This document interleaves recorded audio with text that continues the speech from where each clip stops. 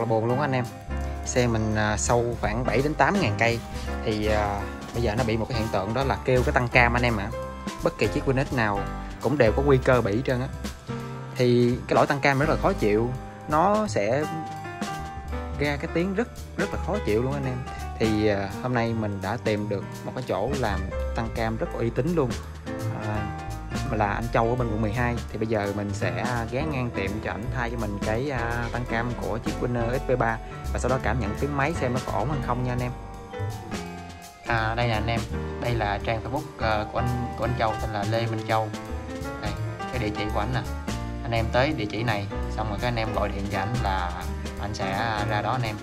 Thì giá của cái tăng cam này nó không có hề mắc luôn anh em, nhưng mà nó làm cho mình có một cái xe ngon, êm và fix được hẳn luôn cái lỗi là bị kêu là cạch cực kỳ khó chịu trên Winner. Bây giờ mời anh em xem nha. Nè, mở là mở con ốc dưới trước xong mới mở con ốc trên, chứ còn không là không cách nào mà mở được, cho dù là tháo hết áo ra cũng vậy luôn ha. Thì mình thọt ngón tay vô ngón giữa nè, đó, mình móc này. Phải nay mình để máy nguội nguội chút đỡ quá ha. Máy đang nóng quá. Trong thấy còn kêu quay che mặt che tiệm làm như đẹp zin. Cam zin thì ở đây nó có một cái lò xo lá.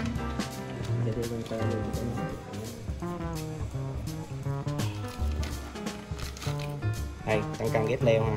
Thì giờ anh em nhìn cái đó. Rồi, thì cái tăng cam này gắn vô là chạy thôi, không có liên quan gì tới nặng máy, nhẹ máy, con mẹ gì mệt quá, nhức đầu, đúng không? Rồi thì anh em gắn vô là anh em chạy thôi, tăng cam tự động ha. Còn đối với tăng cam CNC là dành cho những anh em nào mà thợ ha, người ta sẽ mở cái này ra, người ta canh độ trùng sên cam này nọ, người ta sẽ canh cho nó đều thì người ta mới chỉnh được nha. Còn những anh em nào mà không phải thợ và đây là xe zin thì anh em bị kêu tăng cam, anh em thay thế bằng tăng cam ghép leo, hoặc anh em có thể ra hãng anh em mua cái tăng cam zin về anh em thay thôi. Còn riêng cái tăng cam zin, cho dù là anh em mua cái tăng cam zin khác anh em chạy nó cũng sẽ kêu lại thôi ha. Tại vì cái phần zin thì nó sản xuất 1.000 cái như một ha, thì cái phần này nó vẫn là yếu đó. Rồi có một số anh em kêu là bây giờ mở ra để mà khắc phục lại cái tăng cam zin này. Thì đối với tăng cam zin này, cho dù anh em khắc phục như thế nào đi nữa, đi thời gian cũng sẽ kêu tiếp thôi.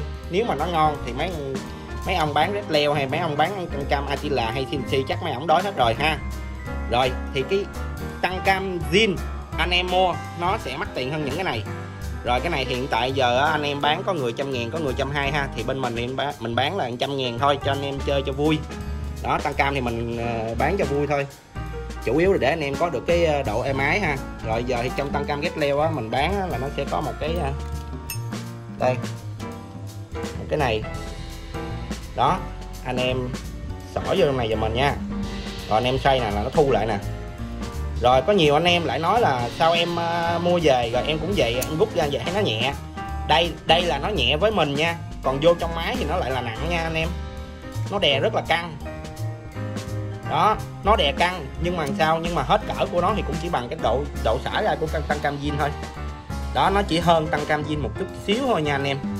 Rồi thì đối với anh em nào bị kêu tăng cam thì anh em có thể dùng tăng cam ghép leo cho nó đơn giản, cho nó dễ hiểu đó, nó không cần canh kiết gì lại hết. Còn anh em nào mà nói là nặng máy nặng miết này nọ thì mình chịu, mình không còn cách nào để giải thích với anh em. Mình chỉ biết là gắn này vô êm. Rồi xe mình, bản thân mình cũng đã dùng ha, mình dùng tới nay là được 22.000 cây rồi, xe mình kêu ở mốc 5.000 nha. Rồi cái này thì anh em nào chơi V1 thì cũng đã biết rồi. Còn có một số anh em chơi V3 thì chưa biết là V3 nó cũng bị kêu đó. Rồi anh em lưu ý khi mà anh em thu nó lại như vậy xong, mình gọi nó là tăng cam tự động, tức là anh em rút ra nó tự buông xuống thôi, anh em không cần canh độ dài độ trùng gì hết. Rồi thằng tăng cam ghép leo nó sẽ dài hơn tăng cam zin chút xíu à. Rồi thì giờ mình sẽ thả cái ron lên. Rồi bây giờ anh em lỡ lắp á, thường thì mình để chữ red leo ra ngoài cho đẹp ha, thương hiệu đồ. Còn ví dụ anh em lỡ lắp ngược cũng chả sao hết, miễn sao cái này nó chọc vô đây. Thì ở đây mình giải thích anh em luôn là mình không cũng rành về máy nhiều, nhưng mình biết được đây là sợi sên cam, thì trên sợi sên cam nó sẽ có cái thằng lằn bằng cao su, bằng nhựa chứ. Thì cái cục này nó sẽ đè lên cái phần nhựa, cái phần nhựa sẽ tì lên sên cam và ngâm trong nhớt. Cho nên anh em đừng có nghĩ là cái này nó nằm ngay cạnh sên cam, anh em thấy cái này cái anh em tưởng đâu sên cam nó chà, chứ thực sự không phải đâu nha. Cái này là cái thằng lằn đỡ sinh cam, đúng rồi.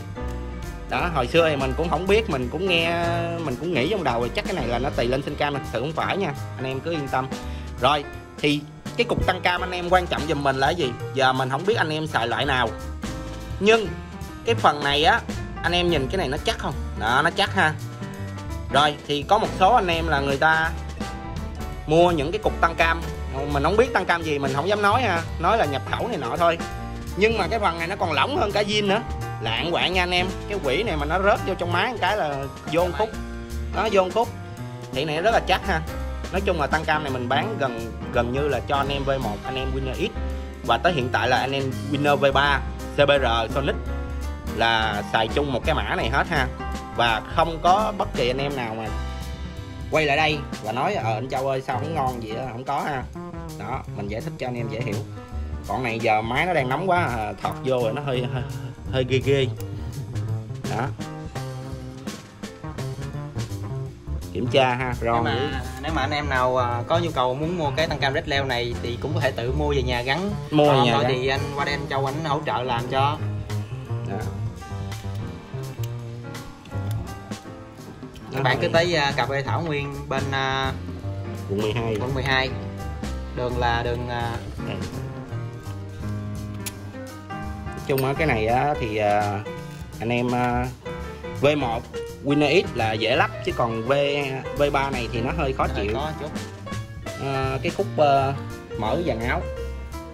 Còn V1 với Winner X là khỏi mở dàn áo luôn nha anh em, để là lụm nha.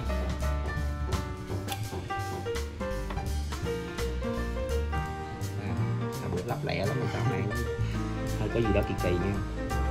Rồi thả vô là lụm nha. Rồi anh em vệ sinh cái mặt ron này nọ cho sạch sẽ. Rồi anh em để vô về anh em thấy không? Đó, nó không có anh em quay mặt nào ra cũng được chứ nha.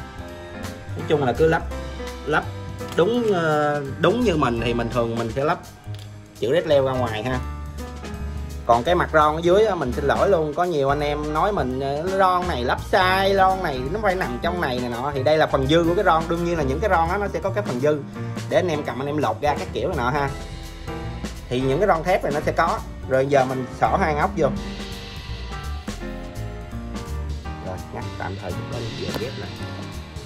Rồi sau khi mà lắp xong vậy đó, hai ốc anh em siết vừa thôi, chữ Red Leo quay ở ngoài. Còn mặt ron thì anh em muốn quay trong, muốn quay gì đó miễn sao kính cho mình là được ha. Thì đây mình sẽ có một cái ron đó, thì cái ron này anh em sẽ để vô trong cái phần này của cục tăng cam, rồi anh em bỏ con ốc này vô đó, cho đừng xì nhớt. chủ yếu là đừng xì nhớt thôi. Còn cái con ốc này không phải để tăng chỉnh gì hết nha anh em. Tại vì khi anh em muốn bỏ được vô đây và cộng sinh cam đang căng như thế này thì anh em phải thu cái cục tăng cam lên. Thì cái này mình gọi là cái chỗ để mà mình thu cục tăng cam lên. Rồi giờ thì mình thu xong hết rồi, mình xả tăng cam ra rồi để cho nó đè lên sinh cam rồi, thì mình chỉ cần gắn thêm cái ron vô rồi mình che lại cái chỗ thu đó đi. Đó, mục đích nó là vậy thôi. Nhiều anh em bị nhầm lẫn ha, thì thấy cái con ốc này siết rất là sát đây, rồi anh em tình cờ đi mua cái cục tăng cam CNC về, xong rồi dòm qua bên này, qua bên zin, thì ở trong hãng người ta lắp tăng cam cho anh em, người ta cũng mở này ra, người ta thu lên, xong rồi người ta đó, thì anh em dòm qua cục tăng cam zin anh em thấy vậy, rồi anh em mua cục tăng cam CNC anh em dặn sát vô vậy là gãy thằng lằn đỡ sinh cam luôn nha. Đó, hồi xưa mình cũng gặp một cái trường hợp lúc mà mình còn làm máy này nọ, thì mình gặp một trường hợp vậy nha. Không biết, mua về thấy người ta dặn con ốc này sát như vậy thì mình cũng quay qua mình dặn con ốc của cái tăng cam CNC vậy là tăng cam CNC mà dặn sát ốc vô là gãy là đè gãy cái thằng lằn này nè, nó gãy luôn nha, đề máy lên là gãy liền, nó sinh cam nó chặn cái là gãy liền. Nặng thì là nếu mà anh em siết mà nó vừa tới mà nó nặng quá đó, là chục gói cam đồ nó căng quá thì là anh em biết rồi. Mình không có rành máy nhiều nhưng mà mình biết sơ sơ là như vậy, để mấy thầy online mấy thầy chửi chết. Bản thân Winner rất ok. Còn ba cái lỗi vặt này xin lỗi anh em luôn ha. 100.000 bạc là em ru. Đừng có ai mà nói mua Winner V3 lỗi tùm lum. Rồi vậy mấy con xe khác chắc không lỗi đâu. Anh em có tiền anh em mua một con 1,2 tỷ như là cá mập đồ còn có lỗi nữa mà. Ducati đồ nọ cầm kiết cũng lỗi tùm lum hết mà tốn tiền sửa. Còn riêng Winner thì nó chỉ có tăng cam này với lại lọc nhớt. Còn riêng lọc nhớt, anh em nào mà chơi nhớt xịn, thay nhớt định kỳ thì mình xin lỗi anh em luôn, đi như xe mình là đi tới 20 mấy ngàn cây, mở ra vẫn sạch bình thường, không sao hết ha. Ngày xưa con V1 là mình đi tới gần 30 ngàn cây mình mới làm nồi, mở ra cái lọc nhớt cũng có gì đâu để vệ sinh. Còn anh em nào mà hỏi là nếu là không lẽ giờ trong máy không có gì dơ, thì đúng là trong máy nó có dơ, nhưng anh em trước khi mà tìm hiểu về cái lọc nhớt bên này để gọi là lọc thô, thì anh em tìm hiểu giùm mình thế nào là lọc ly tâm đi rồi tính tiếp. Đó, lọc ly tâm nó là cái gì và nó nằm ở đâu đó, chứ đừng có đè cái lọc thô này ra để mà xem xét ha. Thì bên da thì họ có cái con ốc dưới này, mở ra vẫn gọi là cái lọc thô của họ ha. Đó, ok, giờ mình đề máy thử.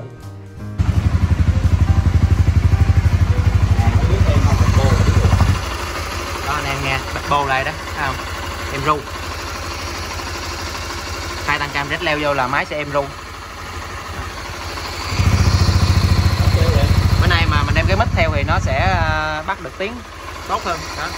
Hồi sáng lúc mình dắt xe ra là nó kêu là còn cọc to lắm anh em, mà gắn rét leo vô là thôi. Rồi ok. Rồi chào anh em ha. Thì sau khi thay cái tăng cam này xong thì chủ xe cũng đã cảm nhận được ha, là rất là nó êm. Còn về cái vấn đề mà nặng máy hay không nặng máy á, thì bản thân anh em chơi xe anh em tự biết.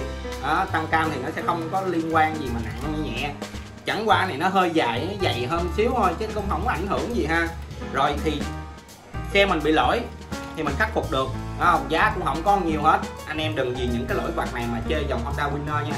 Bản thân mình cũng đang chơi rất là nhiều anh em Winner và cũng đi tour rất là nhiều với rất là nhiều anh em Winner ha. Máy DOHC chạy rất là ok nha anh em.